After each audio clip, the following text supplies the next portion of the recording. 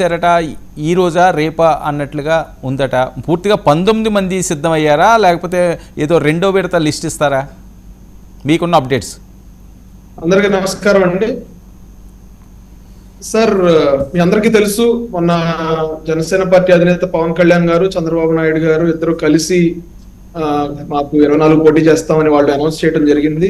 మిగతా సీట్లలో తెలుగుదేశం పార్టీ పోటీ చేస్తుంది అన్నట్లుగా దాదాపు 90 పైగా స్థానాలు తెలుగుదేశం పార్టీ అధినేత చంద్రబాబు నాయుడు గారు కూడా అనౌన్స్ చేయడం జరిగింది. అయితే అందులో భాగంగా పవన్ కళ్యాణ్ గారు మేము పోటీ చేసే 24 సీట్లలో ఒక 5 సీట్లు మాత్రం ఆయన ఆ రోజు పేర్లు చెప్పడం జరిగింది. ఎవరెవరైతే పోటీ చేస్తారో రాజానగరం, నెల్లిమర్ల, తెనాలి, అట్లా ఒక 5 నియోజకవర్గాల్ని ఆయన ఆ రోజు ప్రస్తావించడం జరిగింది. మిగతావి ఒక 2-3 రోజుల్లో ఇంకా కొంచెం సమీక్ష చేయాల్సి ఉంది, కొంచెం గ్రౌండ్ వర్క్ చేయాల్సి ఉంది. వాటన్నింటినీ కూడా చేసుకుని మిగతా క్యాండిడేట్స్ అందరినీ కూడా అనౌన్స్ చేస్తామని పవన్ కళ్యాణ్ గారు చెప్పడం జరిగింది.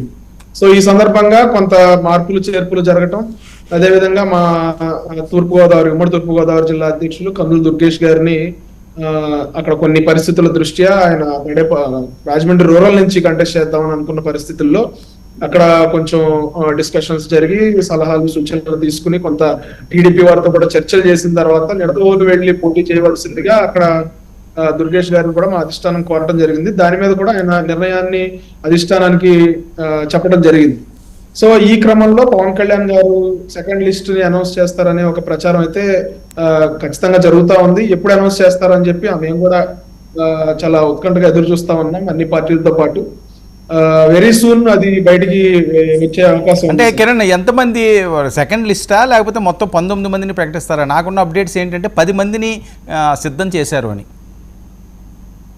సార్, అది ఇంకా మాకు కూడా తెలియాల్సి ఉంది సార్. అంటే మోస్ట్లీ 19 అనౌన్స్ చేస్తారని అయితే ఒకేసారి భావిస్తా ఉన్నారు. కాకపోతే ఇక్కడ లోకల్ పరిస్థితులను బట్టి, అక్కడ ప్రత్యర్థి పార్టీల బలాలను బట్టి, ప్రత్యర్థి అంటే వైఎస్ఆర్సీపీలో ఎవరైతే అభ్యర్థులు ఉన్నారో వాళ్ళని కూడా అంచనా వేసుకుని ఒక నిర్ణయానికి వచ్చి దాన్ని బట్టి ప్రకటించే అవకాశం ఉంటుంది.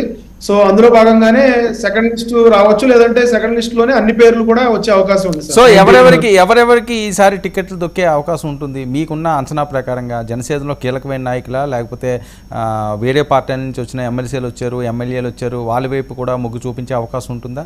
జస్ట్ నార్మల్గా అంటే ఖచ్చితంగా ఎవరైతే బలంగా ప్రతిఘటించగలరో, బలంగా వైఎస్ఆర్సీపీకి పోటీ ఇవ్వగలరో, పార్టీ భావజాలం పట్ల, పార్టీ నిర్ణయాల పట్ల, పవన్ కళ్యాణ్ గారి సిద్ధాంతాల పట్ల ఆకర్షితులై పార్టీకి కట్టుబడి ఎవరైతే ఉంటారని పవన్ కళ్యాణ్ గారు భావిస్తారో వాళ్ళకి ఖచ్చితంగా ఈసారి ఎలక్షన్ లో పోటీ చేసే అవకాశం వస్తుందండి. ఖచ్చితంగా జనసేన పార్టీ తరపు నుంచి అన్ని బలాబలాలు చూసుకుని, అంటే ఎంత బలంగా ఫైట్ చేయగలరు, ఎంత బలంగా నిలదొక్కుకోగలరు. ఎందుకంటే ఈసారి ఎలక్షన్ అంత ఆషామాషిగా ఉండదు సార్.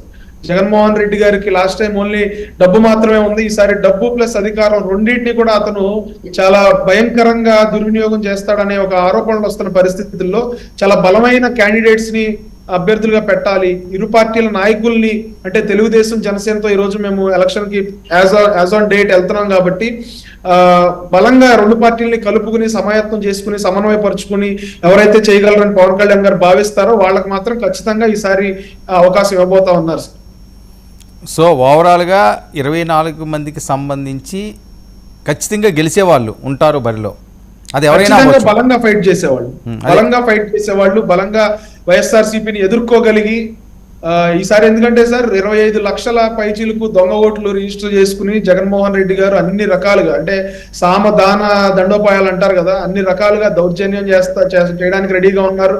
దొంగ ఓట్లతో భయపెట్టడానికి రెడీగా ఉన్నారు. అన్ని రకాలుగా, అంటే ఆర్థిక మూలాల మీద కొట్టడానికి, దెబ్బ కొట్టి తద్వారా క్యాండిడేట్స్ ని భయభ్రాంతులకు గురి చేయాలని, లేదంటే భౌతికంగా దాడులు చేయాలని వీళ్ళు ఏదైతే వ్యూహాలు రచిస్తా ఉన్నారో వాటన్నిటిని కూడా సమర్థవంతంగా ఎదుర్కొని బలంగా నిలబడగలిగి ఈసారి ఎలక్షన్ చేయాల్సిన పరిస్థితి ఉంటుంది సార్. కాబట్టి పవన్ కళ్యాణ్ గారు చాలా ఆచితూచి వ్యవహరిస్తా ఉన్నారు. అభ్యర్థుల విషయంలో కూడా ఏ విషయంలో కూడా ఆయన అలసత్వం ప్రదర్శించట్లేదు. చాలా క్షుణ్ణంగా పరిశీలించి అభ్యర్థుల పోర్ట్ఫోలియోస్ కానీ, అంటే వాళ్ళ బయోడేటా కానీ, లేదంటే వాళ్ళ బలాబలాలు కానీ అన్ని కూడా చాలా క్షుణ్ణంగా పరిశీలించిన పిమ్మటే ఆయన అభ్యర్థుల్ని ప్రకటిస్తా ఉన్నారు సార్.